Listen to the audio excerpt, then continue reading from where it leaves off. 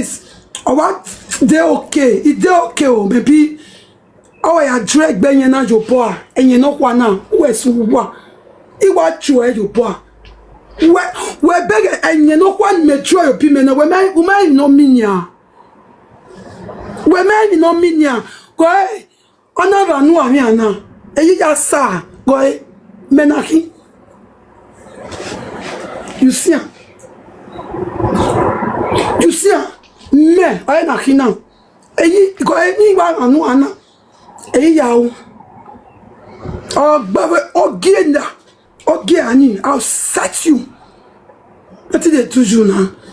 Because I just take it, they say, we be one, we be sister. Huh? Where you not get where I say where don't move that me? Huh? Where beggar on my train and you know what? A pattern of what your boy won't let you the grace. Huh?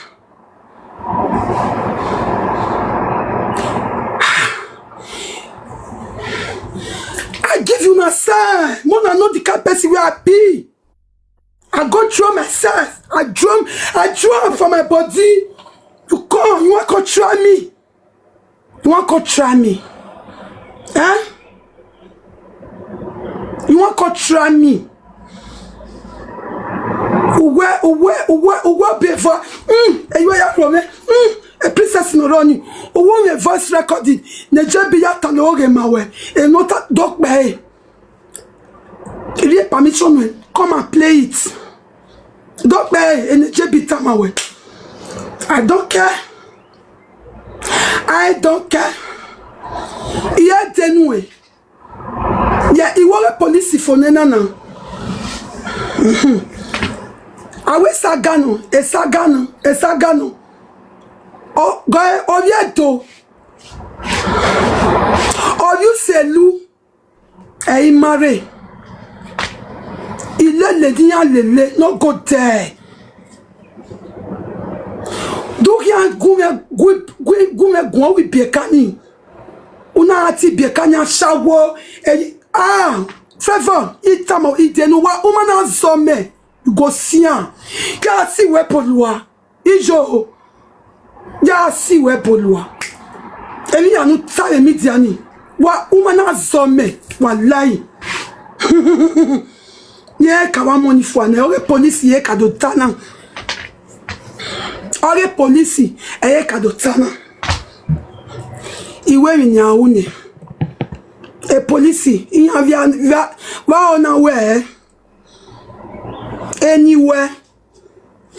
Why God, thank God. You are the police. Oh no, why so saga? You might what's a bonnet jabina will get the person. Police move the way. Why it's a bonnet?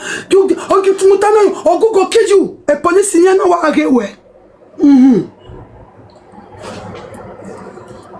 Now what Osalo boy or see where when we lie a laughy. Cause it's a me police here now. I life now. So lucky. No one real life. No, oh yeah, police you know key. No, but a police now who was a bonnet mutana. A police now okay.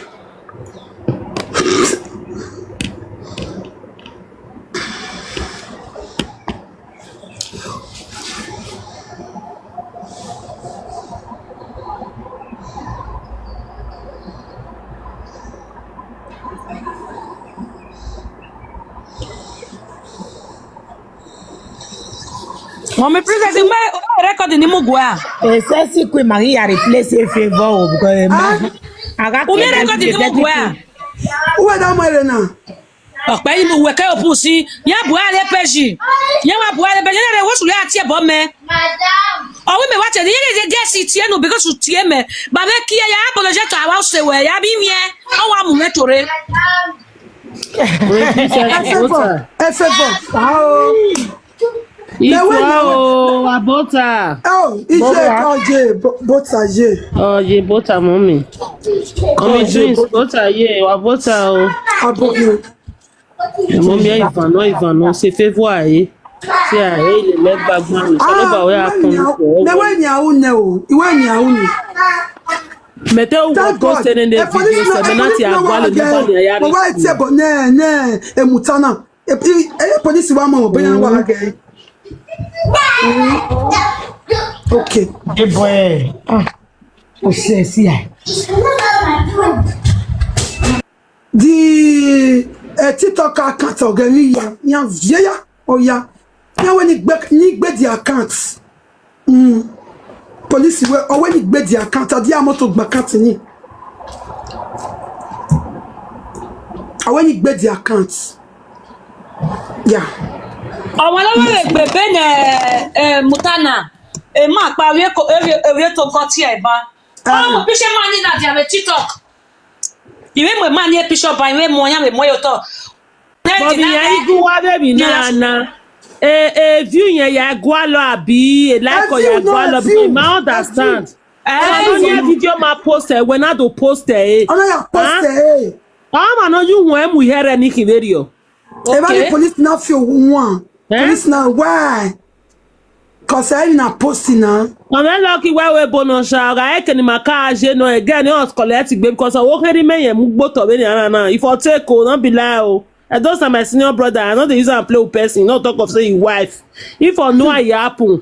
If I know where if I go fetch or where if I go pinch. If I chop it go telephone. Umaya moge oge ni ke video ya revenue. Una ya mo na wa me ya gbe me. Mana. Ah no. Police me police we no. But I mo post na wetin ma post e wa why? Owe was on na post na ime. Police get view ije awe here wa collect it one. We go I go here wa mu for these 3 days now.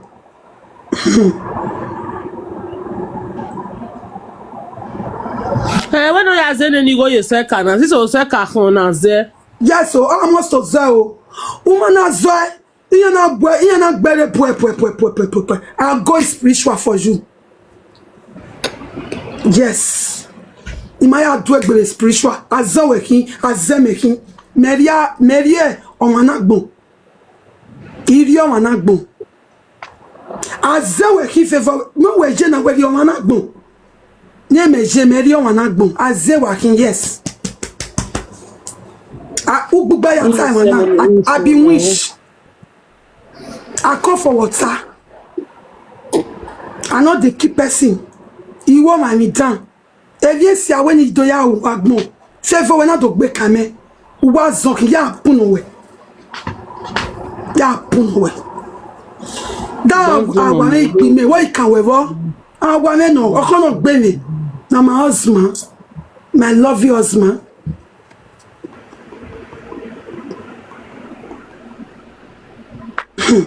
Let me see. Yeah.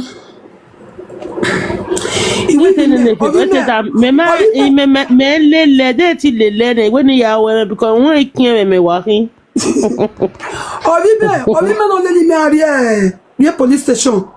Of your honey. Oh, ye said Doshitamian, where a video na fly here. We always a YouTube and I'm you. Even more time, when mommy went to YouTube in there. Yes, now a YouTube boy, even I'm here now. Social media mouth. Heja. A YouTube boy, even I'm here. It was of women, you're gui where EGN. Oh, madame, that's it. The one where Mateka can post a piece of EGN via. Are we in your way to shock? Mama, we are a video ni. The one no ya mio that is when my already talking what to make women now. You got red life in your screen record there. Yes. Oh, my screen record there. When ya that is yeah a TikTok man and you real life nana. Ya wa gia or me set na nya yo bok. Mama get afia or you know you give or remana. E mommy complain o ayi mi e. Ya mo for ve da e.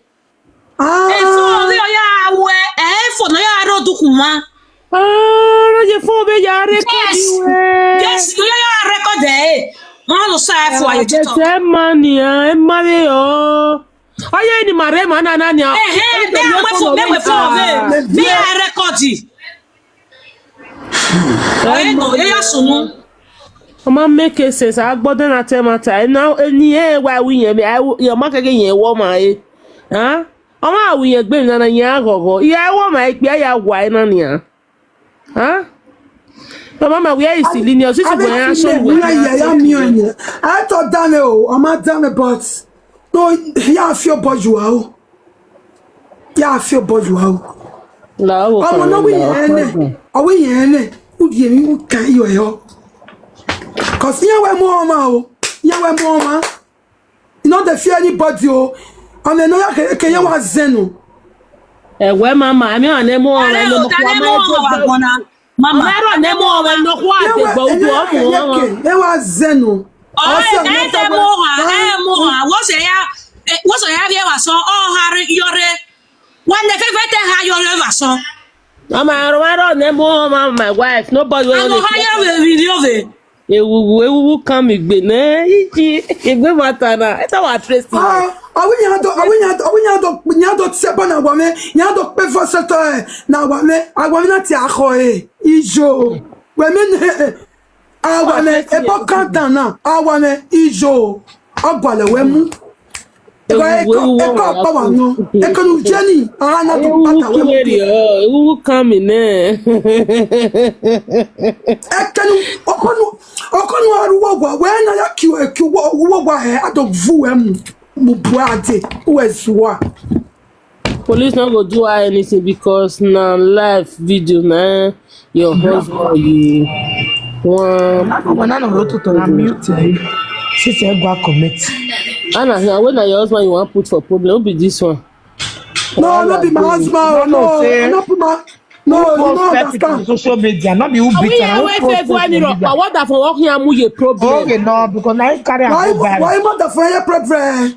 Somebody on social media is you are not supposed to do that. I cannot bene. Okawa. But go away a problem. Police not go do her anything because na live video. Now your husband you want. Okay, no. Where Giago where I go when you live video. You must send lot on it. No, I peoples. I mean, it's a motor we are. What are the four work power? We are what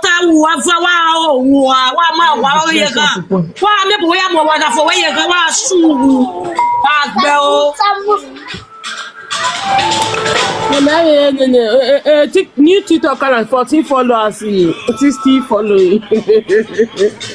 And maybe I'm not what you are. If fake account, yeah, when I got that favor, you know, get power. Favor, now small picking. Now so favor be black devil. Hello, who they up so?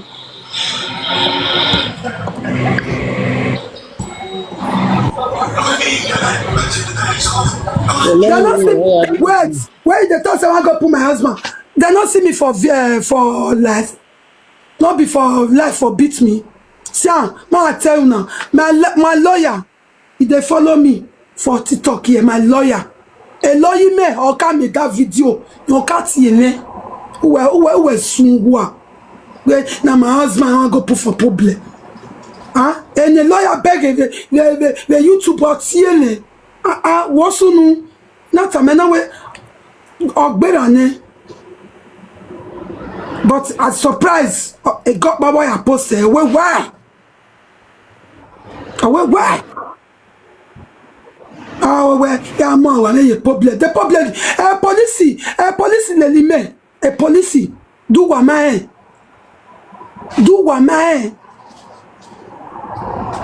Yeah, Mary. When my donation, my aim boys with yes, yeah. See, I got about who no, What bonnet? Since we're done shy in me press charges against her. So a police come and when is in your life because of underworking now. yeah. So I say, the time I take any answer me, almost as I make away. Yeah, I'm about to on this one here. Yeah, mama is so near. Wow, I late to class. My in your family, dress, dog ballet, die. Ah, why not? Ella Pinot Black. Oh, the day 41 years of your carry street of TikTok. Come, Mama, but I stand. The day 41 years of your carry street of TikTok. Oh, why you? La wo, oko. La, mete we no dosu no, mete oti mete fi, iwa lele gui. Ona we ogo gbera, nina ah. They can hold in a video, no, I know them. Ima what tell me wa ho me no. I'm say one more. Ona wo gbera, nina we. Mete we there, me in the video sunu. Ah. The name yourself, no them. Brother, Some people there. They mistakenly laughing where they or they know the guy not now, but a mama how well soon self.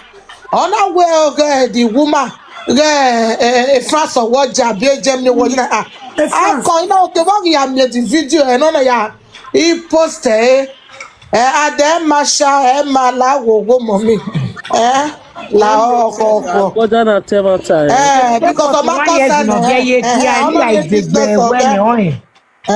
Do when I get like us you when we are post a video no call or say me why is soon one do I big baby and allow go make it Yes. Let them away and you Bobby Osia That woman matata everybody says. Because of I tell you, you but me my brother be my sister. I don't know who they are. Because of man, oh, the day 41 years of you don't go let person rest for TikTok. Oh, the day 41 years of yes, to be a video. We are saying, we are saying, when I open a quick bar. Different from a depression. Ah, you met the back man. It we say short at the front when it where. And cannot come here. What I want to die. I want to die. Yeah, everywhere. Germany is a France or J. But I can't even do it. Donny, give me here, no. And you can no. So la wo je la rudemo la wo la imi aje I'm going to own it. I shall walk. What? Oh, only right at all. Or my way right at all in any way. Go mad way right. Because can you ask you whatever those you well at any na and we understand the nana. Then we go work on social media. Give magazine like a video. I am a key. La wo. Our good guys on one way. Or one kia. Mamma kia. Mamma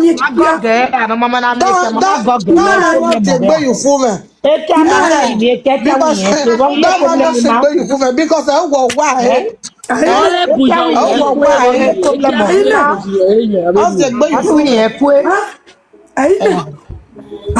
Where be me or miss a maybe or walk a canyon. You have no Kakaba, very sad. Sorry, nonsense. Nekwemu. I love the banner of a tallow. this And one. anyone wow, they were getting if you go for.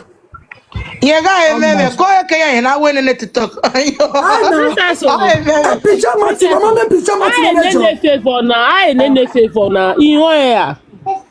wow, Oh, for panning dinner very only we are Nyati. Who were telling Nyati?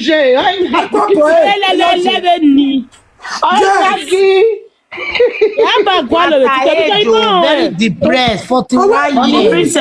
Mommy princess.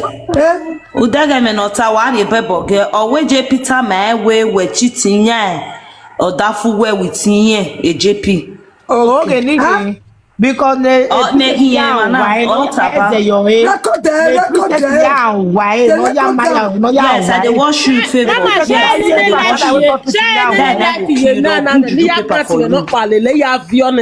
Like go kill you. Aize suwe bolua. Asiwe bolua. We me hospital wa ya hen. Always sitting yada for me. Owe je pure time yen. Owe je pure time. You say lumaki. Always sitting yada for me.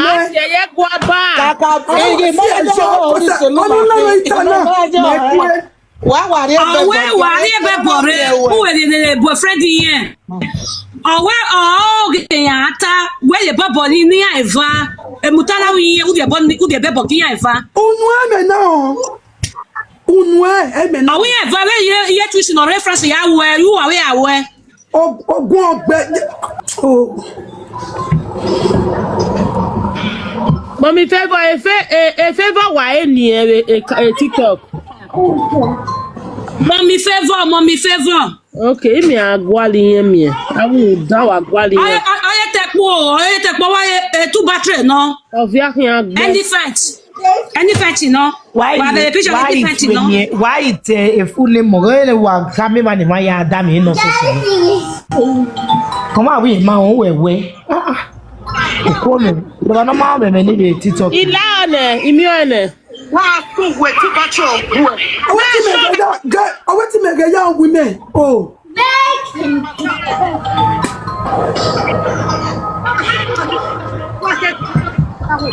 When I show you the proof, dog gele me we matagele no ge mutana.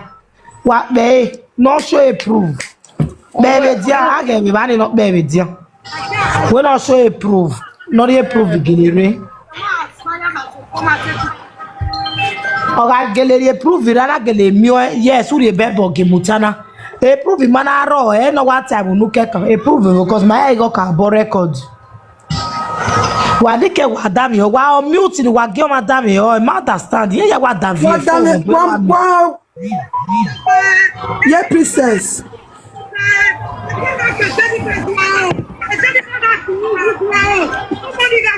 He's walking out. Where's the border CIA? O me maso e masimono bielene. FF4 wa ore FF4 ripon fun wa wallahi FF4 awa mo na maso e kero mi meni ese ku work mo no we biele wa ese wa ni eze yo my sister omo no maso e are o we are na wara agbon na yan na obi o mo be gwe me medi ya amu ebogbe be no maso e kero mi me ese be life for your life you know finish both you and your children. When I'm about Bobby and a boy, you Bessenia, Eriogenia. Egg tear bomb, man. You have me no mean on that tear bomb. A bogger maybe no more because I was a loba, not your mommy. How man prove it? Dragons or dragons. She's a depressed human boy, no says on JP Mutana Ogota. Because no ya marry our my feel we left France today. So that woman is the old cargo, old Olososho way don't depress. Old Olososho way don't depress, where life don't dabaro. Woman where they for 41 years where they cry for a care for street of TikTok. When Mutana on talk when no ban worry agbo se wa agbe o. E ba boga lawe gbe, undan no gbabe. Adudu so that way we don't come in my TikTok ki aduroki. Or that way sugbolo ko say I can't tell people say you be aduro, you there for a year, na for a year you there for a year. You dey level. You don't get paper, you won't die for a year. Video ma wo we made wo we tie bo. Won't die for a year. Wa we for a year. We for a year, depression woman. Wagbe una atoge. I won't carry you go marry. Go marry. Person won't carry person go marry. She don't get paper. I want carry you go marry, go marry, make her give you 10 years document. She not get 1 year paper. She dey inside her draw. She dey inside her draw house for France. The thing shock me. Say, all this time, I want carry you go marry. I want carry you go marry. That way.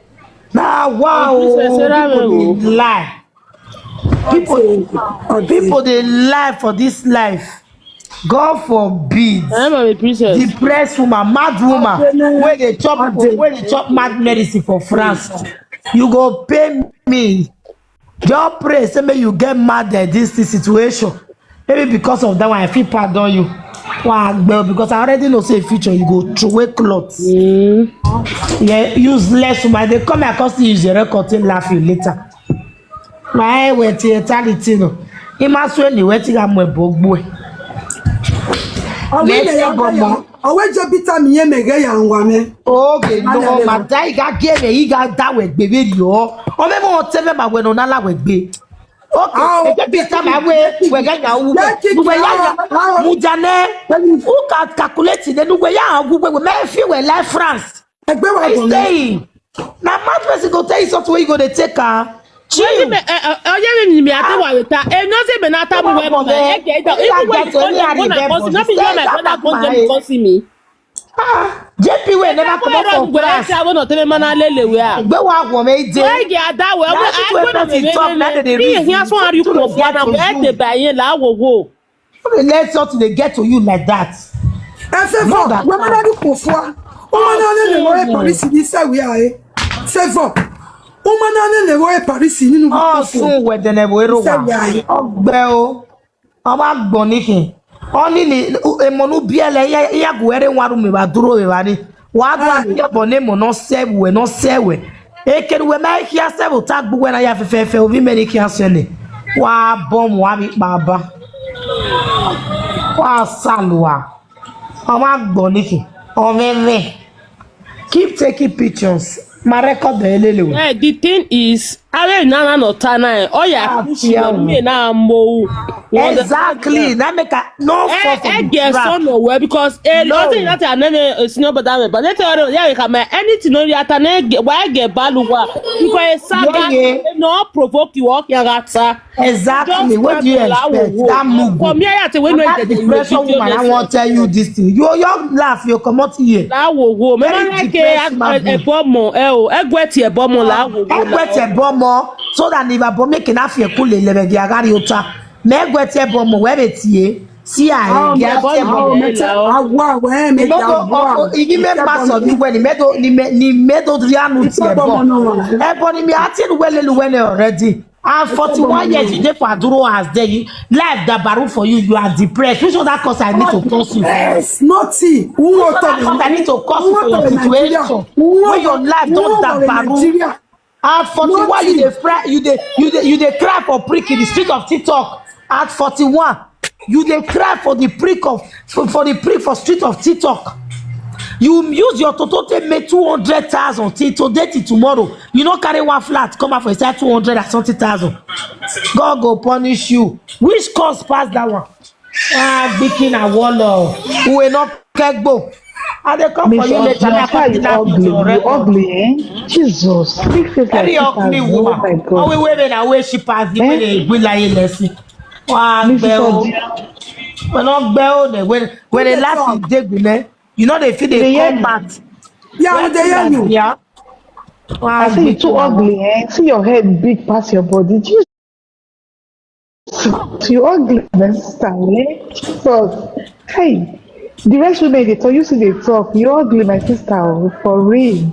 Hey, princess, for real, upon you don't write all your bodies, see peers, everything, see yes. Oh you my God, that man. Yeah, if you not take that, now this one, as I tell her so, I'll call you down. I am talk. They talk. Princess, no. No, what's that? What get one? Yeah, your husband beat you. Why you don't go fight her? Why your husband beat you, blow, why you don't go fight her? I better say. No. I say when your husband why you don't go fight her after your husband don't beat you? Why you don't go fight her? You don't see your pikin they cry like fowl. Your children they cry like fowl.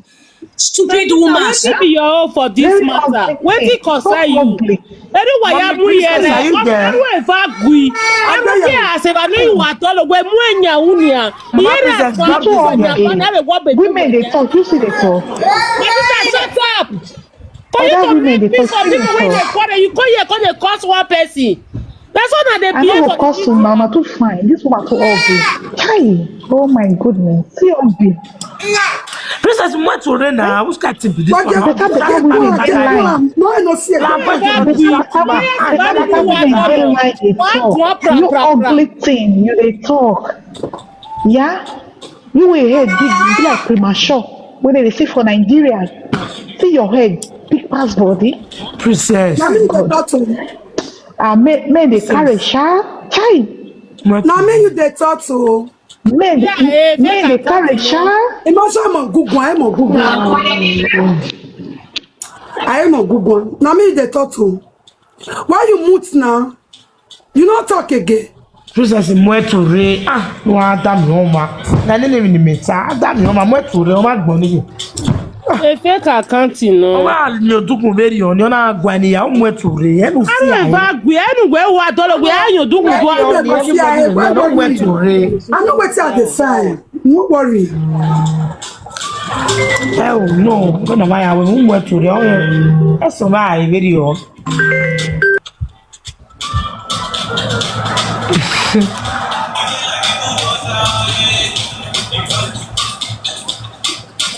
Ẹ̀mẹ́ sọ máa bẹ na ya bu ẹ̀zọ́ ya tọ́. Wá yóò dúkùú wá tiẹ̀ bọ̀ ẹ̀wẹ́ wà bẹ̀ sẹ́tọ̀ ọ̀sẹ̀ wà kí. Arún ẹ̀fà àgbógé àṣẹ̀bà ní ìwà dọ́lọ̀.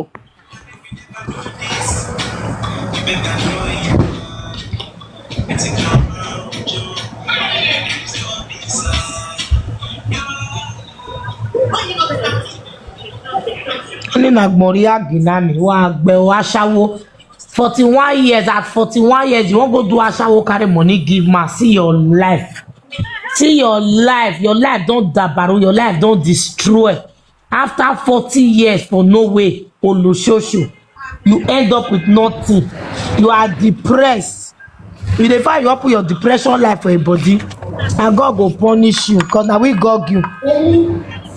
Now we gog you depression woman. Now we gog you. 41 years old olososho wey dey cry for prick for TikTok. Now we gog you. You know they shame. If you wey be 41 dey cry for prick for TikTok, how you say make a Jay-Z children come do? How you say make Jay-Z children come do olososho of Norway, olososho of Spain? Sale noye toto sale toto clapate toto sale we not gbin and they come across to use your record to say my call use your record to talk to you later olososho no vieye kia for TikTok olososho wey dey cry for prick for TikTok Queen Joy I see you my love olososho only one olososho wey dey cry for pray for TikTok. If my husband come beat me, wetin come you now for inside? Na my husband beat me. Why na when you na? Wọ́n á gbẹ ó wà gbọ́n, wọ́n á gbé kí. Favour no saga agbon ya na. Favour when I am with frita, you are yao. You go fix. Real face to girl at here. I go take try here. I go take try use real face come back. That's the way they bleach. You know, say a lap war. He said JP Mutala go only use the lap till lap. What you got to say Facebook? Go on we get na ekwemu waya. Ada fun egbele but ma wa na erowa. That's the way to Good evening, my love. Good evening. That's the way to don't spoil. He said, if the man come and come mock me. If he come mock me. Now only my Toto he go talk now. My Toto. He said my Toto ugly. My lap ugly. Now only my lap he go take laugh me. Can you imagine woman? Toto not the black. My lap black. Now let that one check if she laugh me. Yeah, this is the hair. JP want talk Chris. Like what he talk yesterday. Yesterday, he not pick my call. But if from your back, call me. Me and JP If they come up again, I don't block you. other people like, but JP don't know. Come up, I don't block you. Wait, now make people listen to the record. Now make people listen to record. Make you wait. But JP don't know so baby. But you know what? Pick my call for you, but he can't call me for back. It's a great game. It's too much. It's too much for that guy. That guy will go down. What he go talk, Rich? Your lap not fair. Your lap black. Your lap black. My lap black. My toto not black go Favour. Only your toto black.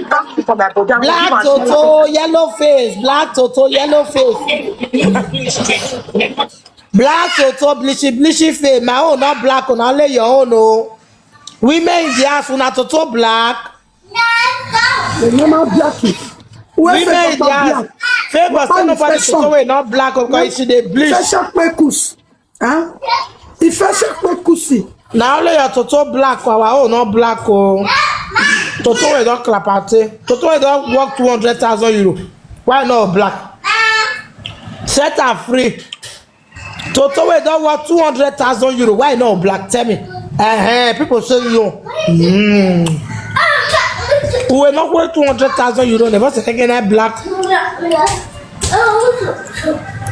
Toto way don't make 200,000 euro. You know what? West Ghana. A police ni maybe you want get money because emi ya gunyane. You want get you want 200,000 euro. Now that to do those pay. She said she pay 100,000 euro to madam. 80,000 euro to black boy, which the man which she bought for. I don't know if she give the rest of the money. Now she take my part and bra. Wa gbẹ wa fi boy pari mi ame no je we se eme mi amiege ya lawe gbe wa gbe kina wolo we no ku i wani go deba we asaga e mutana ni deba we asaga e mommy pipi wa fi awu yera bi juwa we awe mutana do gift you one not there. Awe mutana do gift you one. Eme mi aya en we boy France. Yes, so I want to give Favour. And then okay, I will be fast in it. No. Okay, I will. Jennifer, see your life. What's Amaro dukun ma na no play record you do. Yo marima. Now. Ow. Am dukun na.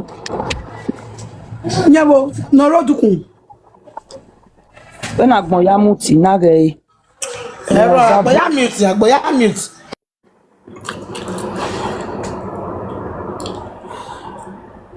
Okay, for we ni we no kin yawe. Yo gbe yo ye for we pe mi wa ni wu danu gbabe. No gbe wa gbon. Wa gbiki we no ko gbo. Obi me na bia Jennifer, no yi me bula we bo. Jennifer no me citizen. Favour, show your paper. Favour, show your paper. Favour, my pikin don tour around the world. You dey say Aduro house. My pikin don go America. My pikin don go Canada. My pikin don tour around the world. Favour, you dey say Aduro house for foyer. You dey say Aduro house for foyer for there. See your life. Pikin wey you dey cause. Pikin wey you dey cause better pass you. You not see you? Pikin wey you dey cause better pass you 1 million times. When you in your life. You dey say sale. My pikin better pass you. You dey say foyer. It's one idiot girl wey dey for TikTok there. Here your mama. Sale, no you way go be no way. Toto don't spoil, Toto don't clap at say. Foolish girl. Agbe o. Iba boga la we dey no gba no hari agbose. Why dey? You no go better for you. No go better for you for this life. You no go ever better for you. Maybe ya we. Favour, my buwe ne we so. We don't beat you. That make you dey cry. If you not beat, you not go run for police. You will cry tire. Yes. Yeah, wa gbomo na so bi ene magi we na. Awe Bi ene. Wa bom wa. Who will gbe me mutana wo? Eke mutana is gone forever. You no go test that Gbola again. You can never see that Gbola again. At all. For this life, that Gbola is bye-bye for you. Now only mommy Pipi and the wife go they do the Gbola. Now they get the prick. Now mommy Pipi get the prick. Die. Now only that. You know the word where this get the cost in mama for. Now that prick when I told him mommy Pipi get to. Not years. Not because of mommy Pipi. Now she get the prick. Now prick. She go sit down or talk. Baba re yon Baba re we don't cook yon yakia. Baba re yon yakia gege. Mommy Pipi yon yakia jo. Well, you go keep paying for Gbola to knock you. You open your mouth to talk, say you pay for the services of a man to knock you. You go keep paying. See you shameless mother. Whether my phone again make I play the record. He say he pay for her services. Make it can't use mouth lick her. A woman, mother of 3, you pay for a man to come and be knocking, to come be licking you. You are a disgrace to womanhood. You are a disgrace to motherhood. But that's Vicky. Come. Where's my name? Favour.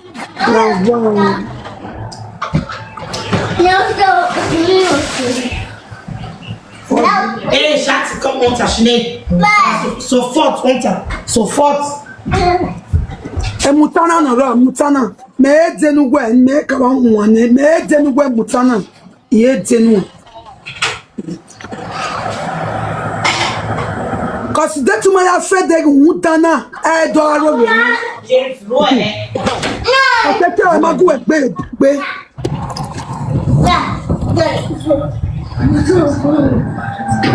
Wagbe o. La partie tutu. We no kogbo. We no riani. We never get na gayawo. Toto we don't pay 200. We don't pay 200,000 euro. You want to give up to Mutana? You do well because Mutana na esa be carry back to. You don't ever see my way they reject bad toto, good toto because your toto don't spoil. And I make how you use money to they follow up. A man rejects your toto. 2 of them, 2 things. Man rejects your toto. He rejects you. He can't go accept the one we know they give her money. Can't you see you are a disgrace? A man rejects you with your toto. Can't you see that you are a disgrace? Can't you see you are a disgrace? You are a disgrace. You are a disgrace. I want to work here. We are la pate.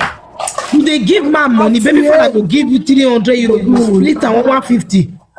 The man goes to say, I want to be a gift to you. I want to gift to you. Oh, continue, JP, if you are here, yeah, gift me again. Gift me, oh. Gift me. Encourage it. Encourage the saga, my baby. You are my baby, Oku.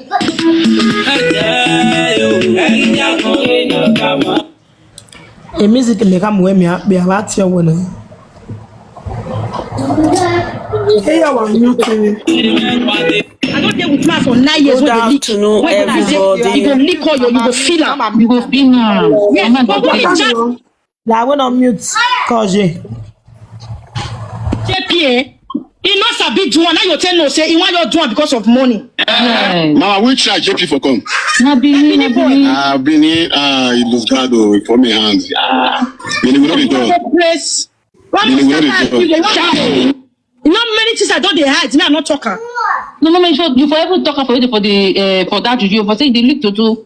For talking for juju. For talk everything. I respect her. You call them now. They put say you. I break bed when you put for grand. I break bed when they grant JP. You are warrior. He does say they bet me. If he bet me like this, I say, hey, you know Sabina, not better liquor. This man. Not even. Yeah, like liquor screen. Mama, next time, no, the pressure on another day again. For some, you not give him again. No minor. I the teacher. I feel like your liquor. You dey use your phone. They talk myself. Daddy. Mama, they talk everything. I just say why is me? No, not be talk everything, Mama. Too much. Let me. JP gonna bite. You know, sabi suck. And it's so painful. And I pay for my service. I pay for my service. Give me my service. Enough thing go dey pay me. My money you pay. Mommy favor. You gonna bite. I'm gonna do. Mommy favor. Where you dey base? Mommy favor. Where you dey base? Where they are Paris. Paris. I dey UK. I've never been. They left for you. I'll go carry myself. I'll call no. I pay for it. Not true to talk with my lady. Mama Trish, you say if I dey go, I go put money for envelope. I go buy, I go cook, go yes now. I pay for servicing. If I reach, I need to service me. You need to put the tongue. Oh, what's the you way? A tongue you need not turning. Oh, what's the you? Wait. I never to finish. Mommy favor. Wait. You fit travel because you cannot give ticket money. After that, you talk private. No, later. Now, what you dey let all the old women dey go? I'm not going like my fellow man. I don't start you.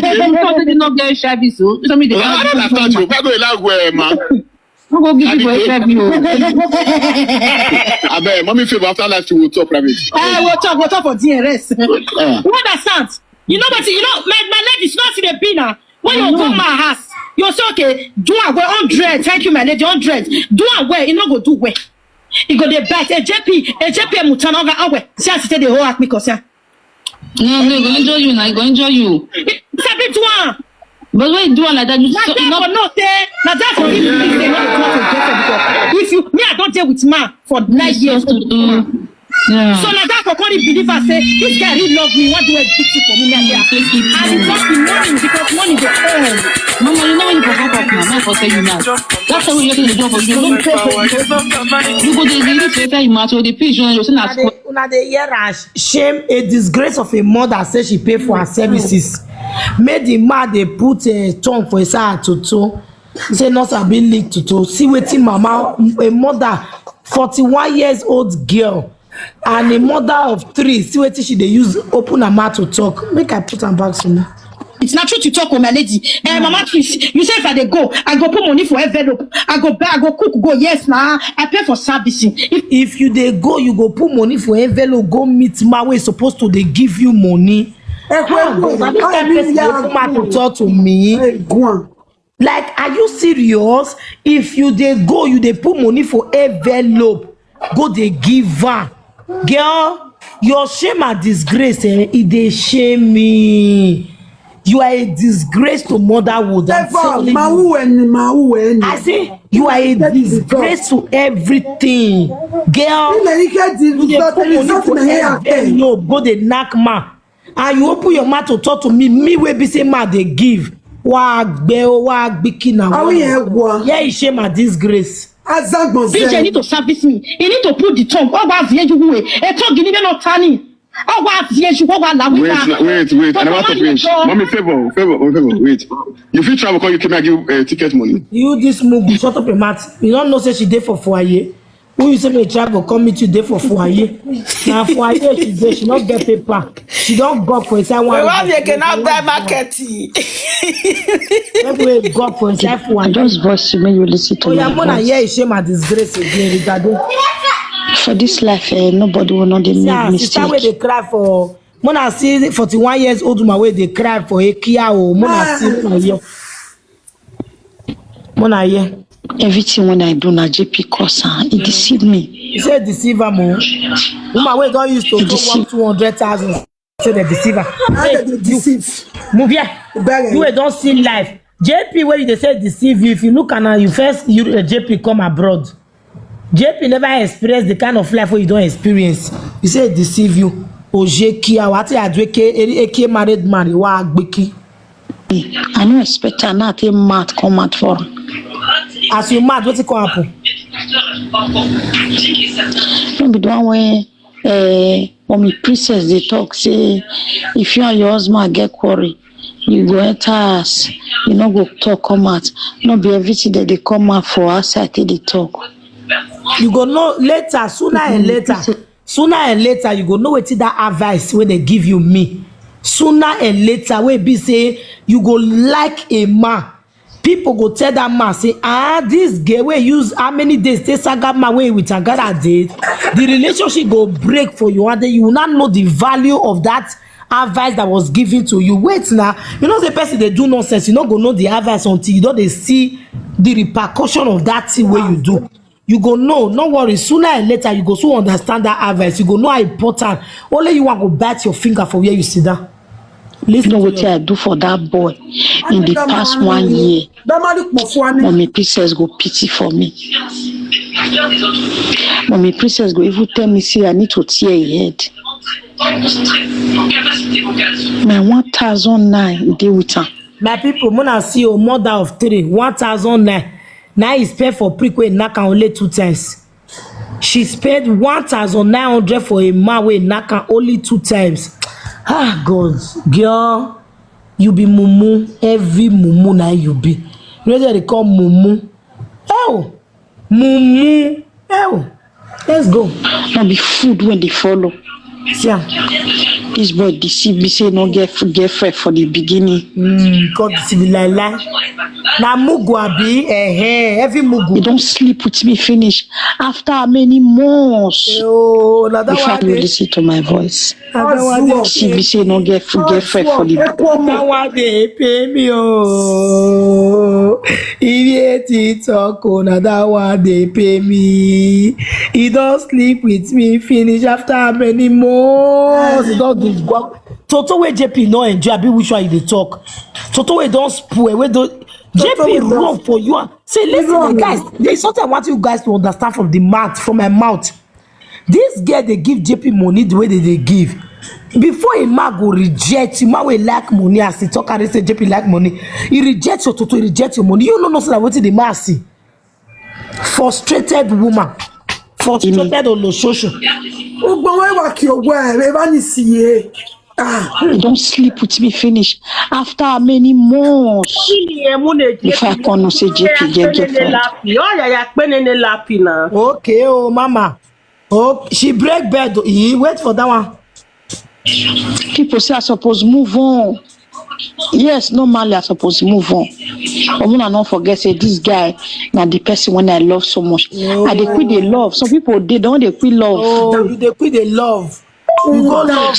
King Mother, good evening. Good evening. You love man when knock you only 2 times. When you still pay put. Now you pay for the man to come knock you. Come go they love that kind of man when they do business with. Do you all know that this girl was a strictly business? This one not beside the Sagaramo. Me and Favour and JP day for conference call. Their relationship was strictly business. It was because that this girl liked the way Mutana tell knock and she say she no want either me against it, she want to do a come. They agree. Favour talk her for their conference call. Say she agree, made they do her, and she even bring the subjection of doing it because she was still knocking baby daddy. It was a strictly business thing. Oh God. If not be said they want to take my children from me. Yeah, I'm your money. Yeah, I'm your JP say I go do road work for her. So if not be said they want to take my children from me. JP say I go do road work for her. Regardez là-bas. As I don't see money. So if not be said they want to take my children from me. Oh, they want to take your children from you. No wonder way they JP say I go do. No wonder way they cause other people children because they want to take your children from you. You don't know the value of other people children. Oh, let's hear you. Road work for her. Yes. As I don't see money giver. JP, he said JP tell her say me go do road work as he not can say money giver. She confirmed in me. Listen, guys, inside this record, he get what she tell me where she not talk for inside this record where she consent give me. That one I for telephone she for tell me to God who made me and she tell me say as JP tell her say me go road work. He can carry the telephone number of the person give her na club house. She can call the people. As she call the people, the way they take talk at the time, she can talk say no, she not go see where leave you picky because the children too small. You get my point? That's a favor. You get mad, call Ashawo ass because of JP. He say hey, because he like JP now, he's ready to do anything to satisfy the guy. I say my sister, not fit do that kind of thing, no.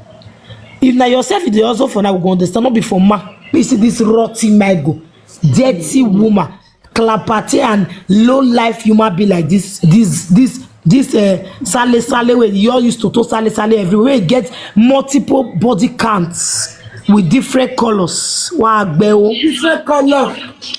I can say no, I know if you go, but they don't go collect my children from my hand. They go collect them. I sacrifice for her. Because you don't know the value of children. You are not a mother. But you know, wait. Say na pen a day. JP right from top of the relationship. JP know about my baby papa and me. Right? From the one, let me explain that part to you guys, then I will play it. From the beginning of the relationship between she and JP, she told JP that baby father still dey knack am. They agree.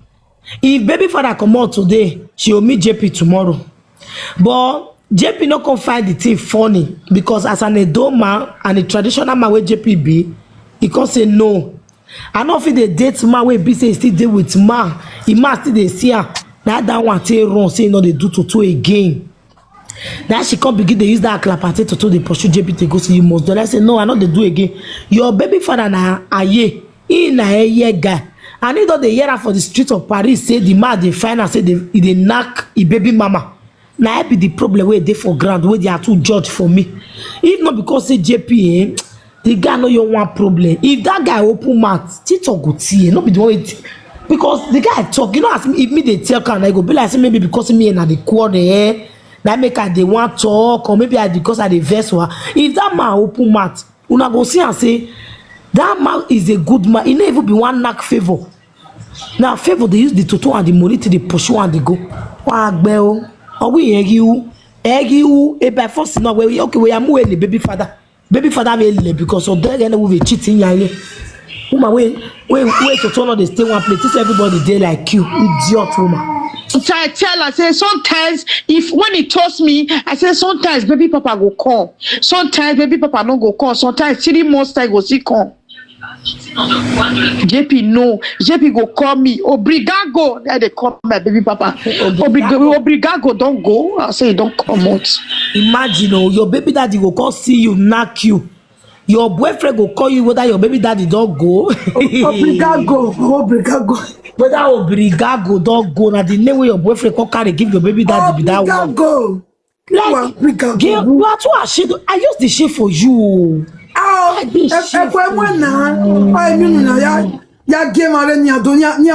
Your boyfriend, your baby daddy go come knock you. Now arrive at the year.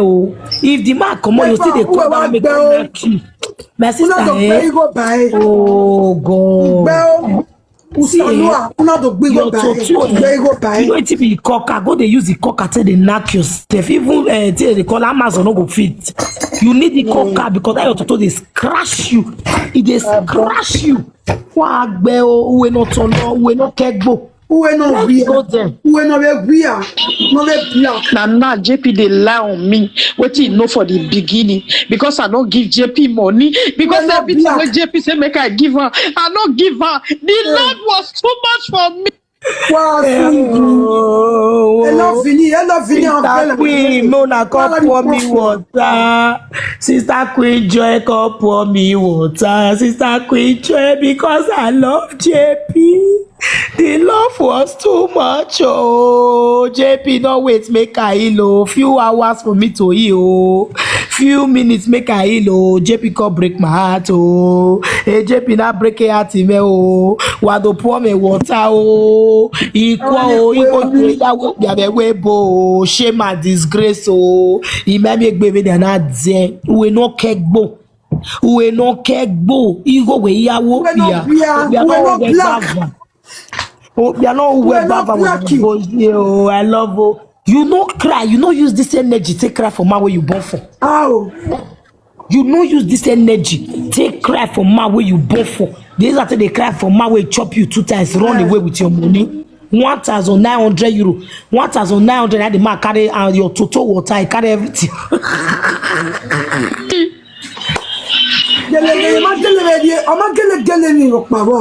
JP begin the ask strange. He begin the ask strange. He want find the way he want it wrong. Where we not know?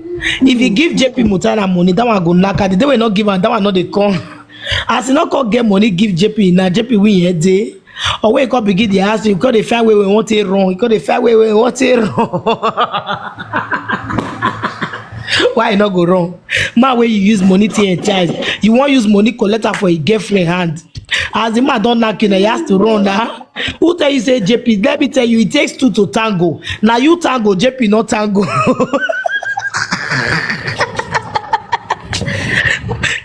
Sale. It takes two to tango. Now only you want tango. The boy not greet tango with you. The boy not tango with you. Now money the boy kokole. Toto no sweet. If Toto sweet man, Toto sweet man, may I tell you what they do? They go knock that Toto reach multiple times because it is sweet. When a man go run, if you after 1 or 2 times of knock, you don't know say he don't like her. He don't like her. What do you they cry put? If na me, she no go let me come out. Toto is not sweet man. Which matter I'll tell people say man knock me once or 2 times say come on leave me. We no Gbo. Do I go 41 years get? Wow. At 41, but we do have vieille kia. Saloba ne gume use 40 years plus ya vieille kia with TikTok. Ekia na yipa. Ekia ni magwalo married 20 years. Mama me married 30 agwalo. Me say 40 years ne. Eba mi ado aso ye kia. Eba mi ado aso ye kia mo wane. Wo vi me wane. Mi anado aso ye kia. Mi ega aso ye kia mi agi mamo e. Wa gbiki na wo lo ekwe mu we ye. When I not what boy idiot things in who a boy baby ya attending the mad what bolele will that you ati na le bi meni e me wa mu gugbe o tu eni no ti no gun agbe o gun le better call the phone every day you go so no na deve o na deve ono na deve go veni o we JB na lo we JB that one na deve on na me go veni o Okay, now on a very recent, in a minute before I continue the record, a man where you don't already figure out from your brain, say, now all about money, now it's a day with you. Why are you not crying, stressing yourself over this man? Why are you on a recent? This one will be say saga. On a very recent, you know, say not be love you. It's all about, see, you get the kind of man when I will feel cry for a matter, man where they do for me, not be man where me they do for. You know they use your brain. Here we where they go to again. Here we do bobo you me. Ko ya male run ni we keep ba. Here come we do zen no do zen bla boy. Wa bomb wa.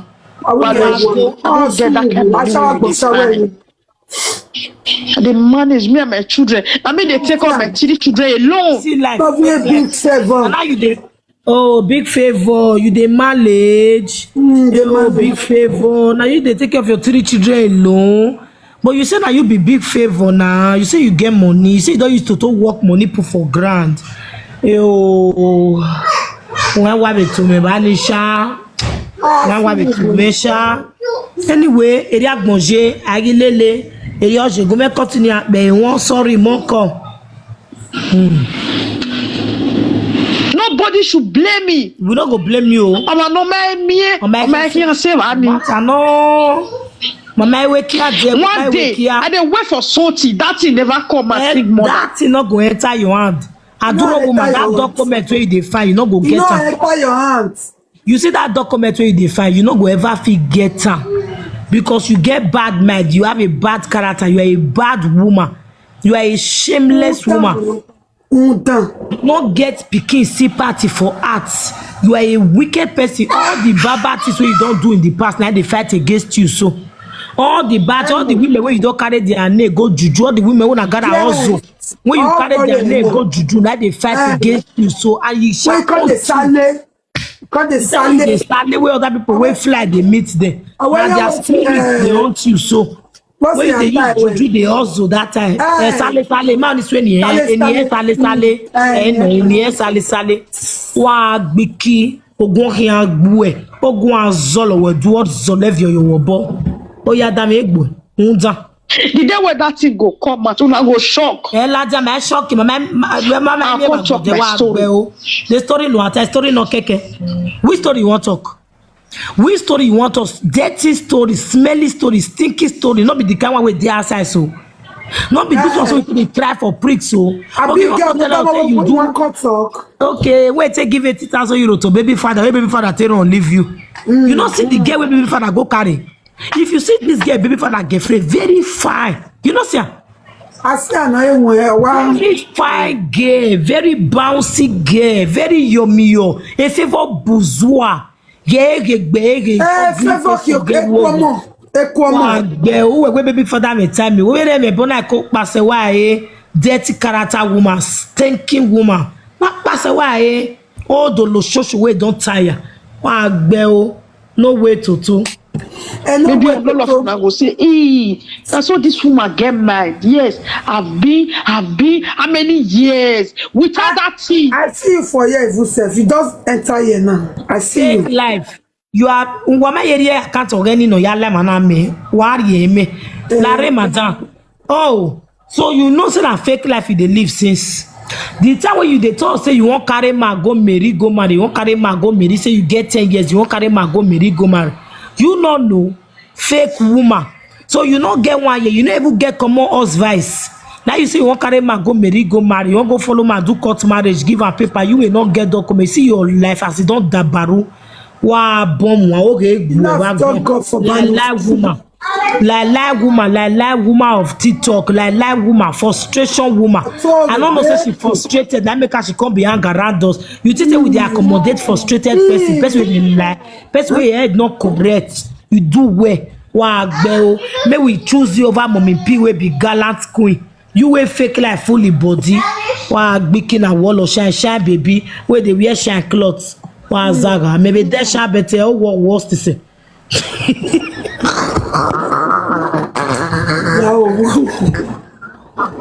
Oh oui. Oh ouais, to say. Mais deva, il veut deve chai, il deva mazo, il deve salade, il deve ya, il deve il deve maiko, il deve chai, il deve sara, il deve sia, il deve todo il must. Who were missing now?